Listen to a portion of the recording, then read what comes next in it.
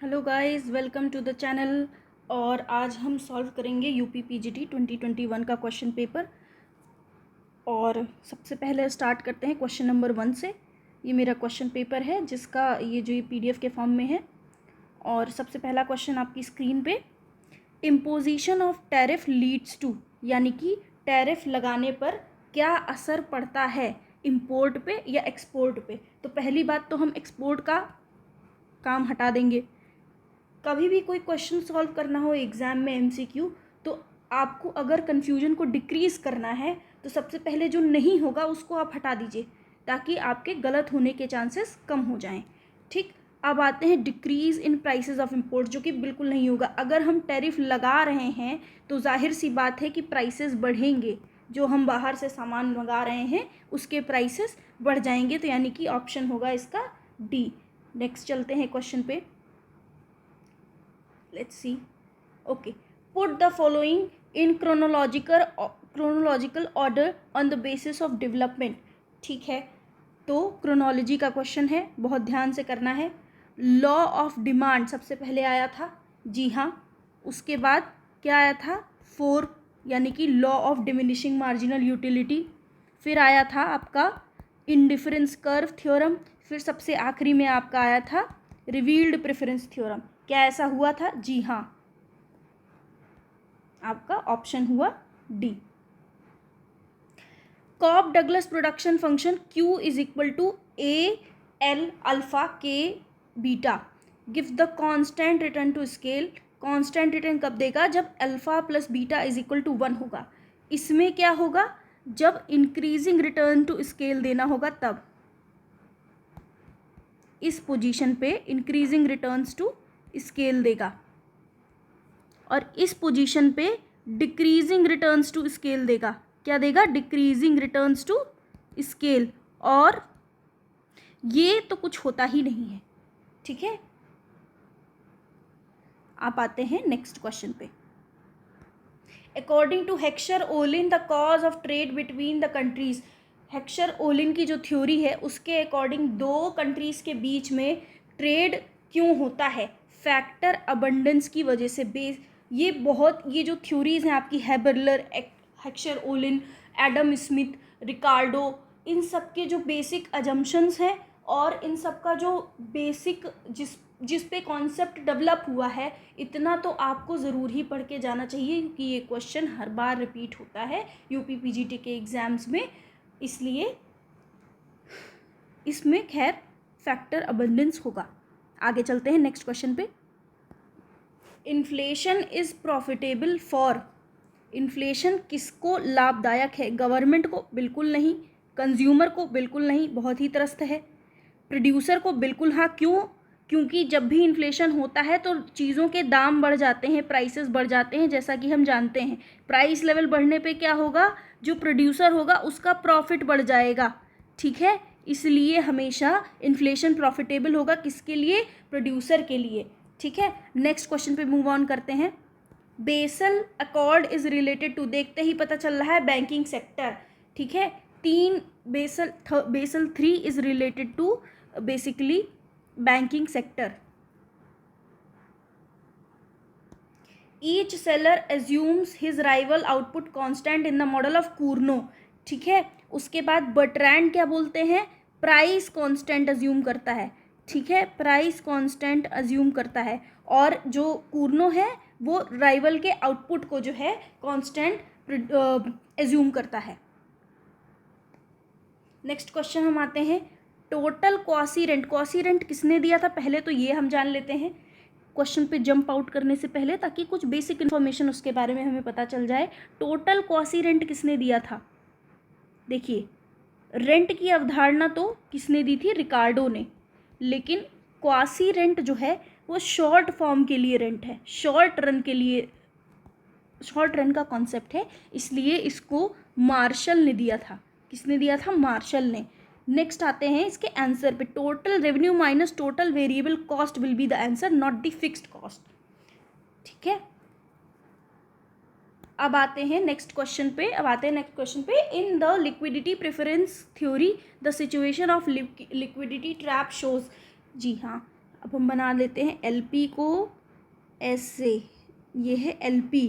क्या कह रहा है? Demand for money curve becomes perfectly elastic in elastic supply of money. पहली बात तो इस कर्व को डिमांड फॉर मनी कहते हैं, क्योंकि क्यों डिमांड फॉर मनी कहते हैं? क्योंकि ये स्पेकुलेटिव डिमांड फॉर मनी को रिप्रेजेंट कर रहा है LP कर्व, ठीक है, LP कर्व। और इसलिए हम सप्लाई ऑफ मनी को तो काट देंगे, demand for money supply of money की बिल्कुल बात नहीं करेंगे, वो LM कर्व की बात करता है। और परफेक्टली इनइलास्टिक तो कहीं से भी नहीं है, क्योंकि ये खिंचता हुआ है आगे की ओर, तो इसलिए यहाँ परफेक्टली इलास्टिक आंसर होगा और हमारा सबसे पहला आंसर होगा। हम आते हैं क्वेश्चन नंबर 10 पे। Which one of the following is the combination of direct tax, ठीक है, okay. Direct tax, wealth tax और इनकम टैक्स ही डायरेक्ट टैक्स हैं। सर्विस टैक्स इनडायरेक्ट टैक्स हो जाएगा इसमें। एक्साइज ड्यूटी भी इनडायरेक्ट टैक्स का ही टाइप है। एक्साइज ड्यूटी अगेन ऑप्शन में दिया हुआ है, ठीक है, तो ये इनडायरेक्ट टैक्स के टाइप हैं, इसलिए हम इनको चूज़ नहीं करेंगे, हम वेल्थ टैक्स और इनकम टैक्स ही। और हाँ, अगर कॉरपोरेट टैक्स आ जाए तो भी आपका वो क्या होगा? Direct tax. या फिर प्रॉपर्टी टैक्स आ जाए तो भी ऑप्शन में अगर आ जाए तो भी वो डायरेक्ट टैक्स ही होगा। Which international organization was formed at Bretton Woods Conference? Bretton Woods में दो ट्विंस हैं, एक आपका हो गया IMF और एक हो गया IBRD, ठीक है। तो इसमें ऑप्शन आपका IMF नहीं दिया हुआ है, तो हम वर्ल्ड बैंक को चूज करेंगे और आगे बढ़ जाएंगे। Keynes was most concern demand pull inflation. Keynes was most concern with demand pull inflation. पूरी थ्योरी में कीन्स ने इन्फ्लेशनरी गैप की बात की है, डिमांड पुल इन्फ्लेशन की बात की है, यानी कि जब expenditure will be consumption will be more than the production, तब क्या होगा? एक तरीके से इन्फ्लेशन क्रिएट हो जाएगा। Phillips curve setup a relationship between inflation and unemployment. और दोनों के बीच कैसा रिलेशनशिप है? ट्रेड ऑफ रिलेशनशिप है। अनएम्प्लॉयमेंट क्या है? अनएम्प्लॉयमेंट रेट, ठीक है। और इन्फ्लेशन क्या है आपका? मनी वेजेस भी कभी कभी लिखा मिलता है, इसमें कंफ्यूज मत होइएगा। ये क्वेश्चन आपका UP PGT के अलावा अभी आपका जो हायर एजुकेशन का एग्ज़ाम हुआ है उसमें भी रिपीट हुआ था। मनी वेज लिख के आया था और इन्फ्लेशन अनएम्प्लॉयमेंट रेट लिख के आया था वहाँ पे, इसलिए do not get confuse between real wage and money wage. Which of the following factor is not appropriate regarding export promotion? मतलब एक्सपोर्ट प्रमोशन करने के क्यों हम करते हैं, किस वजह से करते हैं? अगर एक्सपोर्ट का शेयर मार्केट में बढ़ाने के लिए बिल्कुल करते हैं। एक्सपोर्ट करने के बाद जो पैसा हमें मिलता है, जो हमें फॉरेन एक्सचेंज मिलता है, उस फॉरेन एक्सचेंज से हम फाइनेंस करते हैं इंपोर्ट का, बिल्कुल करते हैं। और उससे जो एक्सटर्नल लोन हमने लिया होता है उसको भी पे ऑफ करते हैं।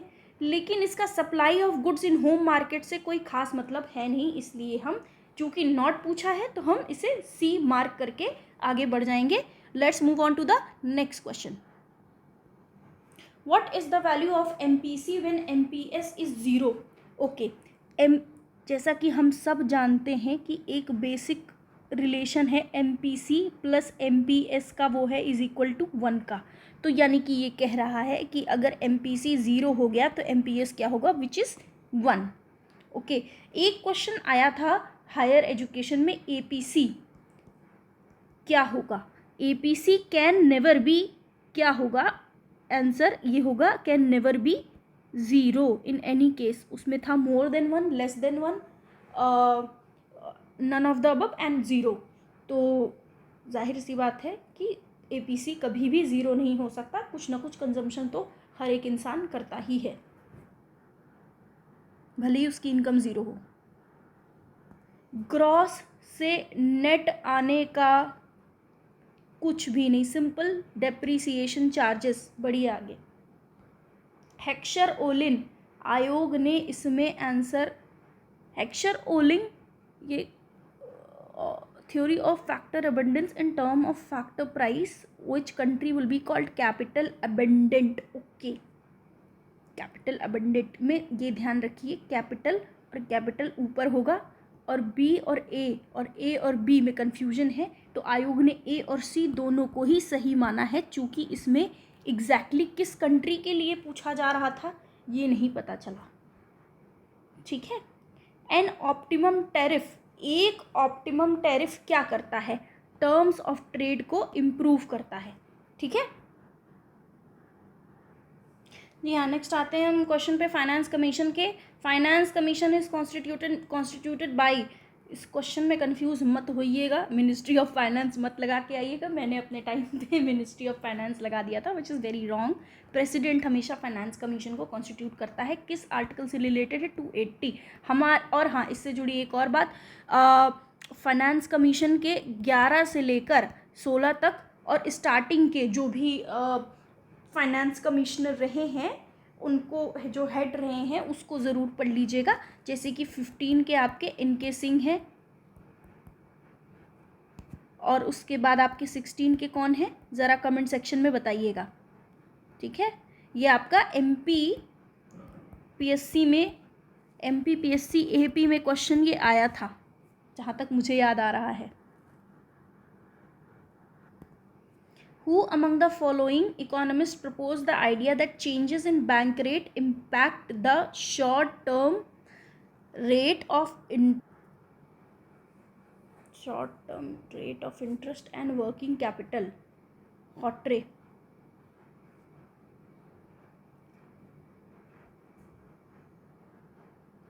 Which finance system, federal finance, is found in India? It's very easy. Move on to the next. Neutrality of money किसने यूज किया था, विक्सटीट ने या हेक ने? तो ये कमेंट सेक्शन में बताएगा। जी हाँ, क्या होगा, हेक होगा, विक्सटीट नहीं होगा, ठीक है। इन्होंने गलत मार्क कर रखा है जिसका भी ये PDF है।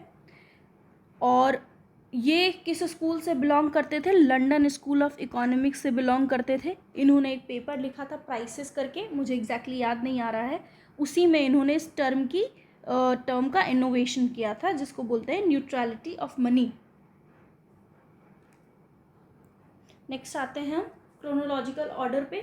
सबसे पहला वेरी सिंपल, ठीक है, देखते ही आपको फर्स्ट नंबर पे ये कर देना है, थर्ड आ जाएगा उसके बाद, फिर उसके बाद आपका आ जाएगा, जी हाँ, 2 आएगा, फिर आपका 4 आएगा, 1 3 2 4, 1 3 4 2, ओके सॉरी 1 3 4 2, जी हाँ, सॉरी, ये कन्फ्यूजन मुझे हमेशा रहता है, I always do this mistake that life cycle hypothesis will come at the last, okay, I always get confused, जी हाँ।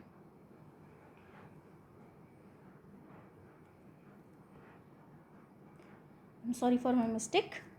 जी हाँ, सबसे पहले आपका आएगा consumption function by Keynes. Life cycle hypothesis किसने दी है, मोदिग्लियानी ने, जी हाँ। रिलेटिव किसने दी है, ड्यूसेनबेरी ने, वेरी इजी। फ्रीडमैन का तो लिखा ही हुआ है, परमानेंट इनकम हाइपोथेसिस, ठीक है, very good. Next, move on to the next question. Reproductive and child health was started from April, जी हाँ। Next, move on. ये तो फैक्चुअल क्वेश्चंस में ज़्यादा टाइम नहीं लगाना है, देखते ही मार्क कर देना, आते हैं तो आते हैं, नहीं आते हैं नहीं आते हैं, ज़्यादा से ज़्यादा you can take a guess, ठीक है। When marginal production increases then total production increases by increasing rate. इस ग्राफ को हर बार ये क्वेश्चन आता है, हर बार आप इस ग्राफ को ध्यान से रट के जाएंगे, TP और मार्जिनल प्रोडक्टिविटी वाला ग्राफ, ठीक है। जब TP मैक्सिमम होता है, ये क्वेश्चन हमेशा पूछा जाता है, तो मार्जिनल प्रोडक्टिविटी क्या होती है, 0 हो जाती है, और जब TP डिक्रीजिंग रेट पे आता है तो क्या हो जाता है, मार्जिनल प्रोडक्टिविटी नेगेटिव हो जाती है, ठीक है। और इधर यहाँ पे इंक्रीजिंग, यहाँ ये कौन सा होगा, यहाँ पे स्टेज 1 होगा, ये स्टेज 2 होगा, ये स्टेज 3 होगा, ठीक है, जहाँ से मैक्सिमम आया, ठीक है। नेक्स्ट इस पे है कि जो भी प्रोडक्शन अगर कोई करना चाहेगा तो वो इस वाले पोर्शन में करेगा, सेकंड पोर्शन में ही जो है उत्पादन करना चाहेगा, ठीक है। इस ग्राफ को आप कई बार अच्छे से रट लीजिएगा, हमेशा इससे क्वेश्चन आता है, चाहे कोई बड़ा एग्जाम हो चाहे कोई छोटा एग्जाम हो। When a country imposes an import duty, the consumer saving of that बिल्कुल डिक्रीज होगी।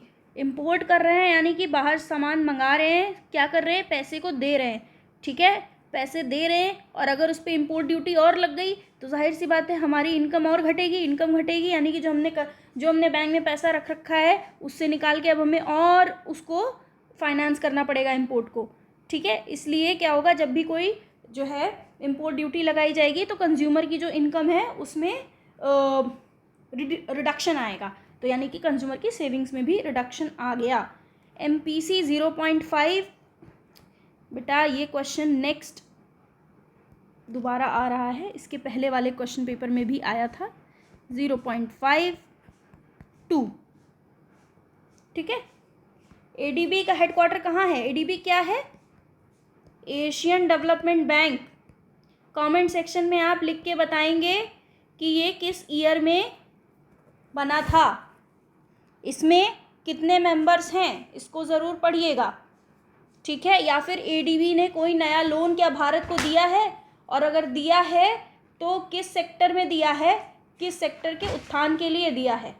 ठीक है, ये करंट अफेयर का पार्ट हो गया। हालांकि ऐसे क्वेश्चन PGT अवॉइड करता है, लेकिन फिर भी आपको एक पता होना चाहिए, एक आइडिया होना चाहिए। यू नेवर नो आयोग किस साइड ट्रेन अपनी घुमा दे। तो हाँ, ADB यानी कि एशियन डेवलपमेंट बैंक किस ईयर में फॉर्म हुआ है? 1966 में। और एग्जैक्ट डेट क्या है? 19 दिसंबर 1966। कोई आप अपनी नोट्स की कॉपी लेकर के बैठे हो तो उसमें ज़रूर लिख लीजिए। और ये चूँकि जैसे कि वर्ल्ड बैंक है, ये उसी की तर्ज पे बनाया गया था एशियन डेवलपमेंट बैंक। जैसे जो काम वर्ल्ड बैंक करता है पूरे विश्व के कंट्रीज़ के लिए, वैसे ही एशिया के लिए भी, तो एशिया बहुत बड़ा कॉन्टिनेंट है, वहाँ पे कई सारी कंट्रीज़ हैं, तो उसको फोकस में रखते हुए भी कोई एक ऐसा ऑर्गेनाइजेशन होना चाहिए था, तो इसलिए वो एशियन डेवलपमेंट बैंक बनाया गया। इसका क्वार्टर कहाँ है? मनीला। मनीला कहाँ है? फिलीपींस में। ठीक है, हो सकता है कि अब की बार मनीला ना पूछे, डायरेक्ट फिलीपींस लिख दे, इसलिए आप इसकी जो कंट्री है वो भी याद करके जाएंगे। ठीक है, कमेंट सेक्शन में आप लिख के बताइए WTO का हेडक्वार्टर कहाँ है, WTO के कितने मेंबर नेशंस हैं और कितने राउंड्स हैं। ठीक है, क्योंकि अगर एक बार ADB पूछ लिया है तो हो सकता है इस बार क्या पूछ ले? WTO। ठीक है, WTO के जो सबसे इम्पॉर्टेंट राउंड है उनमें से उरुग्वे और दोहा राउंड था, तो इसके बारे में भी आप अच्छे से पढ़ के जाइएगा, क्योंकि ये वाला क्वेश्चन अभी रिसेंटली जो आयोग ने पेपर बनाया था असिस्टेंट प्रोफेसर का, उसमें भी ये पूछा गया था। नेक्स्ट क्वेश्चन आता है हमारा, NABARD was established on the recommendation of. Committees तो आपको रट के जानी है। ठीक है, कमेटीज़ आपको एकदम रट के जानी है, देखते ही पता चल रहा है Narasimhan committee, sorry my bad, देखते ही पता चल रहा है शिवरामन कमेटी। ठीक है, और उसके बाद बाकी जो 3 आपकी जो है कमेटीज़ दिख रही हैं, उसमें नरसिम्हन कमेटी की अगर हम बात करते हैं तो नरसिम्हन कमेटी बनाई गई थी 1990 में, शायद 1991 या 2 में बनाई गई थी, और ये बनाई गई थी बैंकिंग सेक्टर को रिफॉर्म से रिलेटेड। ठीक है, बैंकिंग सेक्टर रिफॉर्म से रिलेटेड।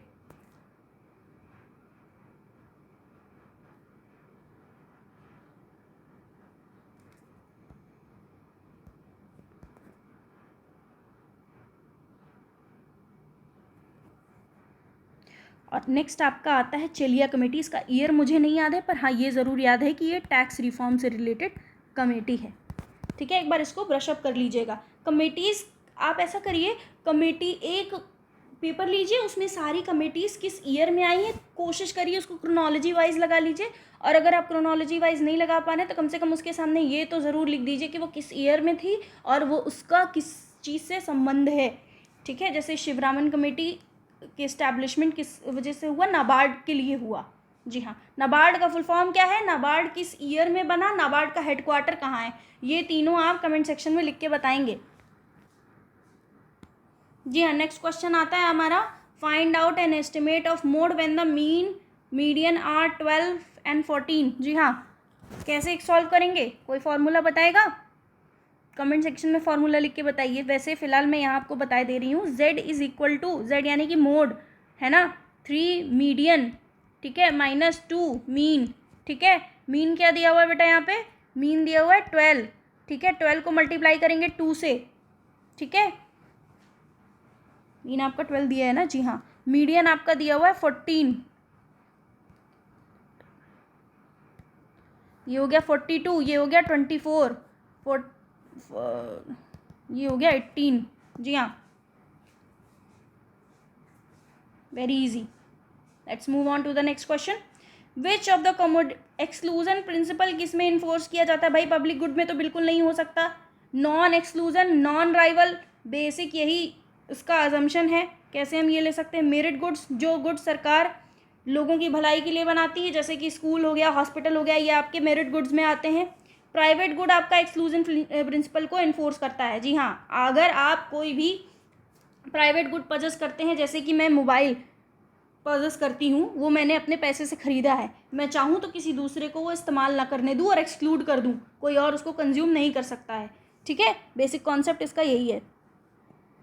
नेक्स्ट क्वेश्चन आपका है, in consumption function of consumer U is equal to, utility दिया हुआ है, budget constant m is equal to क्या होगा? Equilibrium x1। वेरी इजी, देखते ही लगा देना है। नेक्स्ट आते हैं हम जेबी से ने लॉ ऑफ मार्केट दिया है। ठीक है, लॉ ऑफ मार्केट, ठीक है, जब मेरे टाइम आया था तो मैंने ये क्या किया था, law of demand and supply लगा दिया था, which is very wrong. JBC ने क्या कहा था लॉ ऑफ मार्केट में, कि supply creates it own demand. ठीक है,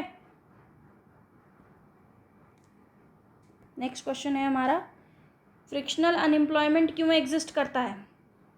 फ्रिक्शनल एम्प्लॉयमेंट एग्जिस्ट करता है क्योंकि एक जॉब से दूसरी जॉब जाने में टाइम लग जाता है, जो उसके बीच का गैप होता है, इसीलिए फ्रिक्शनल अनएम्प्लॉयमेंट एग्जिस्ट करता है। ठीक है, अब आते हैं नेक्स्ट क्वेश्चन पे।